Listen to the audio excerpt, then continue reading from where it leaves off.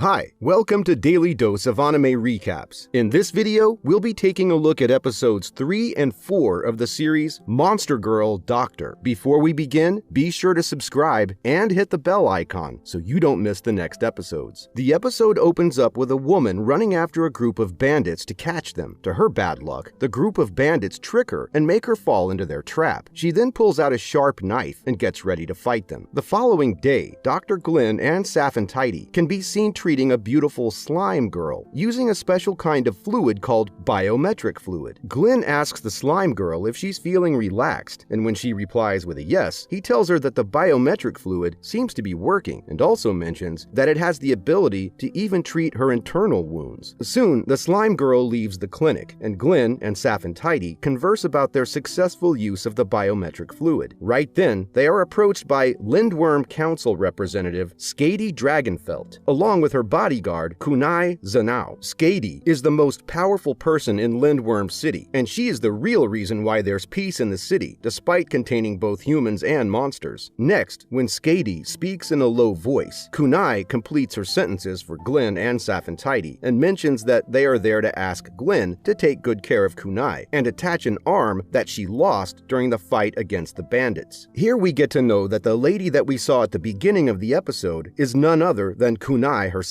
Skady also states that Glenn needs to find Kunai's lost arm and stitch it using his structure technique. Surprised, Glenn asks Skady why she's there instead of visiting her master, Thule. Skady replies that she went to Thule and got transferred to his clinic. After listening to this, Glenn wants to know if Kunai is a ghoul or a monster before proceeding with her medical treatment. To his surprise, Skady tells him that Kunai is neither of them and is actually someone who was created by stitching several parts of human corpses together, a flesh golem. In the next scene, despite Glenn having not enough knowledge in treating the golems, Skady leaves Kunai at his clinic, hoping that he can make her better. Kunai speaks to Glenn and clearly tells him that she's a product of an experiment done by some highly ambitious doctors. She mentions that the doctors gave her a lot of trouble, compelling her to develop hatred towards the profession. She then leaves Glenn's clinic, telling him that she does not need his help and will find her lost arm on her own. Following this, when Kunai reaches the market searching for her arm, she notices a bandit who attacked her the previous night and decides to go after him. To her bad luck, the bandit purposefully walks towards an empty street, ambushing Kunai for the second time. Here, they strike Kunai with a sharp sword and chop off her leg. At the same time, Glenn also leaves the clinic to search for Kunai's arm, as Skady ordered him earlier. He asks Saphentite to look after the clinic and walks towards the same market. When he's thinking about Kunai searching for her arm, he hears a group of people screaming out of fear. Without wasting any time, he approaches the group and meets Tessalia there. Tessalia tells him that someone has been murdered and shows him a chopped off leg lying in the middle of the street. Seeing this, Glenn quickly walks to the leg and recognizes it as Kunai's. He takes a closer look at the stitches made on the leg and deduces that the person who created Kunai was not even a doctor. Meanwhile, Kunai drags herself to a wall and is sad to have lost her arm and a leg. She believes that she's now useless and can no longer be a bodyguard for Skady. While she's thinking all this, she suddenly starts feeling sensations in her legs and screams, as Glenn is caressing and looking after it. Here, we get to know that the pieces of flesh used to build Kunai are not all dead and contain some part of their dead owners. Kunai can hear the voices coming out of the flesh, and this is the real reason that pisses her off. On the other hand, Glenn runs into Lulala and inquires about her health. He then tells her that he's actually searching for Kunai's missing arm. To his surprise, Lulala pulls out Kunai's arm from inside the water and hands it over to Glenn. She seems angry as she believes that someone chopped it off and threw it into the water. Glenn is so relieved to find the arm and he cleans it thoroughly. While he's touching the arm and leg, Kunai feels the sensation and gets enraged, assuming that it's Glenn who's playing with her body parts. After searching for Kunai for a bit of time, Glenn finally finds her struggling and leaning against a wall. He quickly approaches her and, despite her resistance, starts stitching her arm. He also tells her that her creators didn't stitch her blood vessels properly, which is why she's hearing the voices of dead people in her head. Dr. Glenn then quickly stitches the blood vessels first and proceeds to stitch the outer layer. As soon as he does so, Kunai stops hearing the unusual voices and feels relieved. Like Glenn's other patients, Kunai also gets aroused when Glenn stitches back her leg and unknowingly rubs her private parts. Despite this, she really likes the way Glenn treats her doctor and thanks him for his help. After the stitching is over, Kunai feels that Dr. Glenn is different from any other normal doctor and starts liking him. Back at Dr. Glenn's clinic, Saphentite's monster friend visits her and gives her a harpy egg. She's actually there to meet Dr. Glenn, but when she gets to know that he's away, she leaves, not before telling Saphentite that Glenn is actually cheating on her. Later at night, when Dr. Glenn returns to the clinic, Saphentite tries to pull off a prank on him, pretending to be pregnant. However, she fails to do so, as Glenn is a very clever doctor, and it's tough to fool him. Compelled, Saphentite reveals that she's actually hiding the abandoned harpy egg that her friend left at the clinic earlier. Glenn takes a closer look at the egg and deduces that it's unfertilized. Right then, Saphentite feels like someone has arrived outside their clinic and suggests to the doctor that they hide. The ones who are outside are none other than the same bandits who attacked Kunai earlier. They quickly break into the clinic, but Saphentite counterattacks and knocks one of them down. Realizing that they are greater in number, Saphentite takes Dr. Glenn and flees from the clinic. While running on the streets carrying a harpy egg, Saphentite deduces that the bandits might have seen Dr. Glenn with Kunai and are the real slave traders. While they are discussing visiting the council and asking for protection, Kunai arrives there and informs them that the bandits who attacked them are the group who are slave trading harpies. She also tells them that the traders have actually kidnapped harpies and are forcing them to lay eggs to sell them to humans, having weird tastes in the black market. Suddenly, when Saphentite requests Kunai to protect them, one of the slave traders tries to attack them but gets slain by Kunai. Kunai then takes them toward the waterways and informs them that they are on a mission to capture the traders and free the harpies. She also mentions that they will be safe if they stay close to her. Next, she takes them to a boat where Skady is waiting for them to arrive. Soon, Lulala also emerges from the water and is supposed to be the one pulling the boat. Here, when Dr. Glenn protests against making Lulala pull the boat to the dangerous mission, Kunai tells him that Lulala has been assigned as one of the undercover agents for the city, and it's her first ever mission for them. She also lets the doctor know that Lulala is well paid for her position, and they believe that she is the perfect person to do the job. Seeing the doctor caring for her, Lulala also shows herself and assures the doctor that she's actually fine doing the job. On their way, Kunai tells everyone that the slavers' hideout is at one of the oldest pieces of land in the waterways. She goes on to say that during the renovation work, the city council made developments underwater for the monsters, but didn't touch some parts above the water. Slaves used one of the untouched parts to enter the city and are causing havoc at the moment. Skady feels really sad for not being able to save her city. Kunai also informs them about the other troop guarding the front entrance while they're planning to invade the slavers' location from the back and free the harpy girls. Eventually, Kunai mentions that visiting their clinic was also part of their plan to apprehend the slavers and makes it clear that they are actually going to save the harpies. Just when they're about to cross the bridge and arrive at their destination, a group of slavers attacks them with bows and arrows. Seeing them, Kunai asks the others to put their head down and faces the attackers. To their surprise, Tessalia shows up with her assistants and fights against the attackers. Kay and Lorna assure Dr. Glenn that they will handle the situation and suggest they move forward. Dr. Glenn thanks them for their help and leaves the place. One of the bandits tries to provoke Tessalia, telling her that humans and monsters can never live together and are bound to fight. Hearing this, Tessalia gives him an example of Lindworm City, as humans and monsters have been living there together for over a decade. Meanwhile, Kunai and others stop at a place, and just when they're about to move forward, the head of the bandits confronts them and asks them to return back. However, Kunai doesn't listen to him and starts fighting, asking the others to continue their mission. On their way, several slave traders attack the group, but Skady and Saphentite fight them with great skill and eliminate them their way. Soon, they find the room where the harpies are kept and assure them that they are there to help them. Dr. Glenn takes a good look at their condition and deduces that they have been under great torture and feels bad for the harpies. At the same time, the harpies tell the doctor that one of them is suffering from severe stomach pain. Dr. Glenn then asks Saphentite for a source of light and immediately starts checking on the harpy's stomach. Moments later, he finds out that she's suffering from pain because of an egg that is stuck in her fallopian tubes and deduces that he needs to help her. He asks Skady and Saphentite to keep an eye on the bandits and starts massaging the abdomen of the harpy to help her relax and lay her egg. Right then, some of the bandits break into the room, but Saphentite knocks them away with her strong tail. While fighting with the bandits, she also mentions two things that she's been hiding from Dr. Glenn. One of them is that she's suffering from an incurable disease, and the other is that her mother has asked her to kill the Litbeit family in case the treaty between the monsters and humans gets breached. In the middle of the battle, one of the bandits manages to stab Saphentite's tail with a poisonous knife, making her fall unconscious to the floor. In the next scene, when Saphentite opens her eyes, she finds herself resting in one of the council's rooms and Dr. Glenn looking after her. Glenn then tells her that the poison in the knife had no effect on her and could only make her fall asleep. Following this, Saphentite tries to tell him about the secret that she's been hiding from him, but it turns out that he is already well aware of the promise that she made to her mother and that her family is very skillful in fighting and killing people. Saphentite is shocked to hear this, and seeing his interest in him, she pulls him closer and tries to force herself on him. To her bad luck, it turns out that the effect of the poison hasn't been completely eliminated, and she falls asleep. The episode ends with Saphentite asking Glenn to hold her tail till she falls asleep, and Glenn agreeing to do so.